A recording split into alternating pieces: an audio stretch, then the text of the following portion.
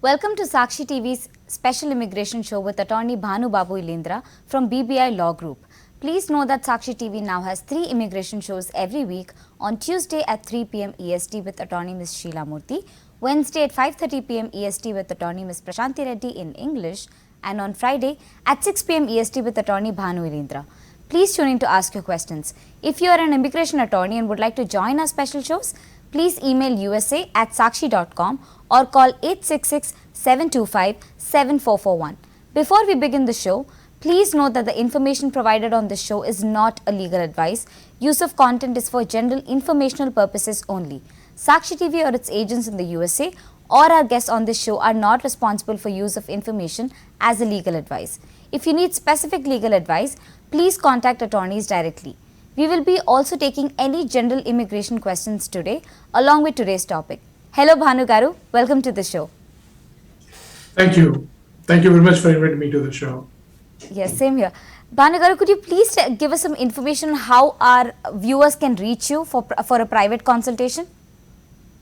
Sure. The viewers can reach us through our website, www.bbilawgroup.com, or they can reach me on my mobile number, which is 319-400-0053, or to my office number also, it's 703-496-7722. They can also reach to my email ID, which is bhanu@bbilawgroup.com. BHANU, Bhanu, at bbilawgroup.com. They can also reach us through contact@bbilawgroup.com also. If they have any if they need any private consultation or need any help with their immigration matters, we are here to assist them. And thank you very much for asking me this information. Right. So Bhanu Garu, we already have our first caller on hold. So Mr. Mahesh from Texas is on the line. Thank you for calling, Mr. Mahesh. You may ask Mr. Bhanu your question directly. Namaste, Bhanu Garu. Hello Mahesh. Happy Friday. How are you? You too. I'm fine, sir. Thanks. Sir, right now I'm planning to go to India this November. And I see the Dropbox slots are not available, but I'm trying for one. But when I did my account in US Travel Docs, I can only see the Dropbox because it asked for some questions and I filled that questions and it's only showing me the Dropbox option. Do you think like Dropbox is taking much time? What's your opinion on the Dropbox? See, as of now, what I'm seeing is whether it's a Dropbox or a regular appointments at the consulates in India, they're taking time. They're not available for regular appointments unless there is an emergency appointment, or which is called L folder appointment. They're not scheduling any appointments. You just apply for the Dropbox, wait for it. If it is open, then they will schedule you for the appointment. I think you should go ahead and fill the information and be ready with the Dropbox. And if you're eligible for Dropbox, it doesn't matter how much time it's going to take because it's easy for them. If they need any information from you, they're going to ask you anyway, and they'll ask you to come and visit them and schedule an appointment with them. So you can travel in November. Probably the travel ban will be lifted in November, as per the new announcement by the President Biden's government, basically. So that's what I would advise you to do. Go ahead and complete your application and try to see whether they can schedule you to drop off your documents or not through the Dropbox. Sir, can my wife and my son, who is a US citizen, they can travel and they drop my H1 application as well, or do I have to be there in person? You have to be there in person. Okay. And I have one last question, sir. So can I switch my Dropbox appointment to an interview appointment by any chance? Is there any way to switch from Dropbox to an interview? They will do that. If required, they will do that. Okay? Even if you throw a Dropbox appointment, as I said in the beginning, you have to understand this. you will be eligible. If you want to do Dropbox appointment, you have to go to the same consulate where you got a visa. If you want to switch to the interview, then don't go to that consulate. Try to apply in a different consulate or take an appointment in a different consulate. If you take an appointment in different consulate, then automatically you'll be subject to the interview, not to the Dropbox. Right. Mr. Bhanu, are there any immigration updates that you'd want to share with our viewers? Not many, Andy, but however, I would like to talk to everybody is that the October visa bulletin has come, and we all know that dates haven't moved forward for the October visa bulletin. And also, they did not retrogress also for the October 2021. They're going to retrogress as per the Charlie Opinion from November onwards, and we do not know how much they're going to retrogress from November onwards. And we have to wait and see basically how it's going to happen and everything. And second thing is, if it comes to the priority dates and filing of 485s, usually until now, USCIS was accepting the 485 applications only based upon the final action dates stated in the visa bulletin. For the month of September, August, July, for all these months, USCIS accepted I-485 filings only based upon the final action dates. However, for October 2021, USCIS has issued a notice saying that they're going to accept the filings of 485 based upon the filing charts. You have to understand that there is only 1 month difference between the filing chart and the final action dates into the October 2021 visa bulletin as far as the priority dates availabilities are concerned. But still, it's an opening welcome from the USCIS that they're going to honor the filing chart for the employment-based category for the October 2021 visa bulletin. Other important thing is that we all were expecting that some kind of immigration reform is going to happen through the budget reconciliation bill. However, the parliamentarian in the Congress actually denied the possibility of introducing the bill by the Democrats, but they're hoping that they're going to work on it, they're going to do that. So that is one huge drawback for the immigrants, which is involved actually getting legalized for 12 million people who are in this country through DACA and other reliefs, basically, and also by trying to recapture all immigrant visas and removing the per country limitations on issuing the immigrant visas. That proposal also has been stalled along with this. However, Democrats are hoping, or many people are hoping, that in this, through the budget reconciliatory process, they may introduce the at least recapturing of immigrant visas so that people who are waiting in the queue for a long period of time will be able to get the green cards. We do not know whether how possible it is to become a reality, but that is the effort is being put right now. These are the two latest updates which I would like to bring in this call, Andy. Right. So, Mr. Bhanu, in relation to this, I'd like to ask that there is a news that, the US has eased up the travel restrictions from November, and everybody who's completely vaccinated can travel to the US. What would you say about that? Is it confirmed? There was no official announcement yet with Right. the policy, but it is expected to come.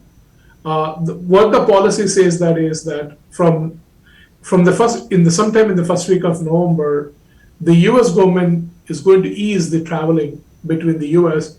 and the foreign nations from where actually there are travel restrictions right now because of the COVID-19 pandemic, and especially for the H-1B visa holders and some other non-immigrant visa holders who does not qualify for the exceptions for the travel ban. They are restricted to travel to US unless they travel through a different third-party country and quarantine in the third country for 14 days, they cannot come to the US, But with the ease of these restrictions, the government proposed or said that they're going to ease the restrictions and allow the more travel to the US, provided if an individual who's traveling to the US shows the proof that they were fully vaccinated and also carrying the RT-PCR COVID-19 test with a negative result, which has been done within 72 hours prior to the departure by the airplane to the US. or by any vessel to the US. Right. That's the right word to use. That's a very good welcoming change. Because of that, if that happens, then automatically national interest exemptions need not be applied, need not be taken by H-1B workers and other people who are planning to come into this country, because everybody who is fully vaccinated or eligible to come into this country. Right. So, what other effect does the easing up of travel ban or the restrictions easing up have on visas? Is there any particular effect of this on the visas per se? Would there be? Yes, because that allows now B1B, especially B1, B2 visa holders, right? B1, Right. B2 category and other category people, they should be able to travel. They should be able to get the visas at the consulates. Now, consulates are not issuing B1, B2 visas to anybody because of the travel restrictions. They're saying that the travel restrictions, unless you qualify for national interest exception, you're not eligible for the visa. So they're not issuing any visas for the B1, B2 or H1Bs or some other categories like H4s and other categories. With this easing of travel restrictions, consulates are going to process those visas again from the first week of November, provided if this policy is confirmed by the current administration, which is Biden administration. And that makes it more easier for people to travel, especially now. There are many parents who want to travel to the US, but because of the COVID-19 travel ban, which came into effect on May 4, 2021, many parents were not able to come to the US.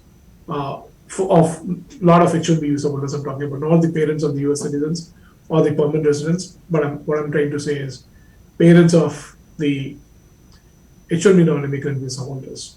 So that's going to be ease up traveling. That means now only emergency flights are traveling is being conducted right now, or restricted flights are being held right now from India to US. But at the time, I think all the regular flight schedules will open up if they would ease up on this particular requirement, which is saying that if you're fully vaccinated and if you can provide RT-PCR test, COVID-19 test that has been taken within 72 hours of your departure, then it's pretty good actually. Right, right. So, Mr. Bhanu, could you please explain to us and our viewers what an RFE is? Since we're doing a show on the immigration updates and immigration FAQs, I thought we should bring this up. No, this is a very good question actually, and I really appreciate you bringing up this question right now. Thank you. RFE means, RFE means it's a request for further evidence. See, the immigration laws requires an individual to submit all the information to the USCIS to get the approval of the benefit which they're seeking. For example, let's talk about let's assume that we're talking about B1, B2 visa holders, right? Right. Somebody applies for B1, B2 change of status or an extension application with the USCIS in the country. They are in the US already. They applied for either for change of status from some other status to B1, B2, or applied for extension of status of B1, B2 because they're already in the B1, B2 in the US. When you're applying for it, it's your responsibility to show how you're eligible for that extension or for the change of status. That means there are certain required documents you need to present, like maintenance of status documents, all immigration documents like your passport pages, and your financial ability, wherewithal to see how you can support while you're in B1, B2 in this country, and your intent to return to home country once your visit is over. All that information you have to provide to the USCIS. However, sometimes what happens is the information which we think is enough may not be enough to the USCIS officer to adjudicate that case. So what happens at the time, USCIS officer, if they think that the information what you provided is not enough to adjudicate the case in favor of the candidate, they should either deny the case, or other option is them basically approaching the candidate who actually applied for the benefit and giving them an opportunity to provide the required information what officer think is needed in order to make a proper decision on that case. That process is called request for further evidence. When the officer thinks that there is some evidence is missing in the application or the documents that have been submitted by the individual in the beginning to seek the benefit, and if there will be an opportunity given to the end beneficiary or applicant or the petitioner, whoever it is seeking the benefit, to provide the required information so that they can make a decision whether it's a positive or negative. You know, so that process is called request for further evidence. What they will do is, let's assume that you presented everything, but you missed your passport pages. USCIS needs your passport pages. So what they will do is, they'll issue a notice called request for further evidence to you. In that, they basically state that the required passport pages to be submitted so that we can make a decision on, in this case, whether you're eligible to seek the benefit, what you're seeking or not. Right. Passport is a very push. So that process is called request for further evidence. Usually, request for further evidence is given for, that will actually gives you 84 days time from the date the request for further evidence notice is issued. It gives you 84 days time to respond to that notice along with this required supporting documentation or to make any legal argument. Request for further evidence sometimes can be given for the legal reasons also, to show how you're eligible for the benefit also. You can make the legal argument also in that. Most of the times legal arguments are given through the NOID, notice of intent to deny. But sometimes USCIS use both of them interchangeably. So that's why we can talk about that. This is the process which is called request for further evidence. Right. So, what are the chances for somebody to decrease the chances of an RFE? Is there something, apart from the obvious checking the data correctly, is there anything else that somebody should look into to avoid getting an RFE probably? Make sure that you provide all the information that you think is necessary under the preponderance of the evidence standard to get the approval. That means, let's take an example of an H-1B petition, right? What is an H-1B petition is meant for? H-1B petition is meant for the specialty occupation worker in the US. As an ex-employer, if I'm hiring an A employee, as an ex-employer, I have a responsibility to show that the petition which I'm filing qualifies as a specialty occupation because it requires at a minimum bachelor's degree or its equivalent in a specific specialty in which I'm intended to hire an employee A. Okay? I have a burden to prove that.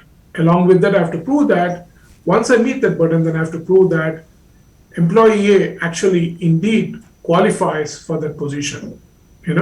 How do I show that employee A qualifies for that position? By his educational documents, by his experience, and other documents that is required to be shown for that particular requirement. So those are the informations required in order to adjudicate for the H-1B petition. If the employer can provide all that information showing that I have a requirement in a specialty occupation, how do you show that? Depending upon the nature of the business and everything, right? For example, I'm a law firm. So if I'm hiring a lawyer, it's understood that I have a requirement to hire a lawyer because of the practice business which I'm in. But if I'm in a business where I actually place employees at the third-party company and they actually provide services to third-party company but not directly to me, then I have a responsibility to prove to the USCIS how I have a valid requirement for him to work at the third-party client side, right? Third-party company. Usually you can document that by your agreements or a purchase orders or some kind of a letters or some kind of a confirmations from the third-party company establishing the business relationship between you and the third-party company. So if you can document all these things, depending upon the situation and everything, you can avoid RFEs, But as I said, getting an RFE is not a bad thing. It is actually gives you an idea where your case is standing with the USCIS and also gives you an opportunity to submit the additional information that is required to get a positive outcome for your case. Okay, so just to avoid RFE, make sure that you provide all that information properly so that you can avoid the RFE and get the approval. Right. So, in continuation with this topic, what are the chances of a person's approval of visa after getting an RFE? it all depends upon the factual situation. If it's just the documentary evidence which they need, which is already in existence, then the chances are very high. See, for example, for us, I would say it's very likely that the case will approve is very high after issuing an RFE uh, uh, based upon the facts of the case at the time, you know, and therefore, if you ask me very generally, if you may want me to make a generic concept, I would say most of the times the case will be properly adjudicated, will be approved if you properly respond to the RFE after issuing the RFE. Right. So one of the most repetitive FAQ is that why does the USCIS take so long to process, visas? Like, why is the processing time of USCIS so long? What would you like to say about that? Um, Actually, that is the problem we have with the USCIS, right? There is too much bureaucracy involved in between on processing these cases, right? And they basically claim that they have too many backlogs or non-availability of the staff, or certain processes and procedures, some blue belt, red belt, whatever it is called. They have to go through all those 9 steps basically to get the cases adjudicated. That's why they're taking time. And sometimes I do agree with them, especially if it comes to the background checks of the individual. It may take some time, but however, I think still there are certain procedures which allows them to go through them and adjudicate the cases fast. See, when the Congress actually passed the Immigration Nationality Act in 1990, in the comment section, they clearly mentioned that they intend USCIS adjudicating the benefits within 30 days of their filings, basically. But that seems to be far distant reality if it comes to reality with the USCIS, with many benefits. That could be based upon the workload they have, based upon the availability of the staff. As I said, so many things. Right, right. So my next question is, what do you think, will EB2 move forward in 2021? I think they will move forward. They may hold for a while because of the Charlie Oppenham comments. What he made, he said that is EB3 Right. are going to retrogress. So the visa numbers can be held for a while for EB2 category, but I'm expecting from January onwards they're going to move forward again. But how much they're going to move forward, I do not know. But definitely they're going to move forward. But EB3 is going to hold a lot because a lot of people actually downgraded from EB2 to EB3, and those petitions will take some time. That's my personal view. I can be wrong. So actually, on that point, I'd like to ask is, do you think it's a good move downgrading from EB2 to EB3? And who would you recommend that move to? As in, who do you think should downgrade their visas? See, my advice would be is that if the priority dates are available to you, and then it allows you to file your adjustment of status application 485, then and that's only available to you by downgrading your I-140 petition from EB2 to EB3, then you should go ahead and do it. The reason why I would say that is filing 485 is very, very important because it allows you to stay in this country. If something happens with your job or with your employment, and if you lose your H-1B status, then you have to depart this country immediately. If you're H-1B or L-1, whichever non-immigrant status you are in this country. But downgrading I-140 petition, by downgrading I-140 petition, and if you file 485, irrespective of the status of your employment with the current employer, it authorizes you to stay in this country. Then you can find a different employer, and then you can port your green card to a different employer under the AC-21 portability regulations, which allows you to port your I-140 after 180 days of pending your 485.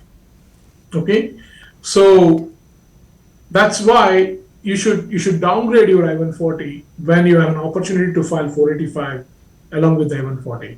Otherwise, I don't see the necessity to downgrade, but in the end, it's an individual preference how you want to handle your green card processing, Right. or how the company wants to handle their employees' green card processing. Right. So My last question is, what is a priority date in relation to NVC? As I said, NVC, you mean to say National Visa Center, Visa right? Center, yeah, right. National Visa Yeah. Center, correct. Yeah, National Visa Center only, as I said, they process the applications based upon the request made by the Department of State to them. For example, if Department of State assumes that they're going to move dates forward for the next 6 to 7 months, then they may advise National Visa Center to start processing for those cases which have been required for the immigrant visa processing, and then that's how they usually start. Most of the times, the NVC priority dates are same as the Department of State priority dates. So they both are same actually. There's no difference between the both priority dates. Right, right. So that brings us to the end of the session this time, Mr. Bhanu. It was a privilege hosting you, and thank you for all the information, that valuable insights and wealth of knowledge that you share with our viewers and us. It's my pleasure. It's my pleasure, Andy. Thank you very much. Thank you, Sakshi team. I was unable to do live show for last 2-3 weeks because I was traveling, Right. and again we are back again. Hope we'll back again next week also, and we'll continue doing our shows. Right, Thank you we're very much. glad to have you back, Mr. Bhanu. Thank you. You're watching Sakshi Live with me, Thorini Makana. Thank you.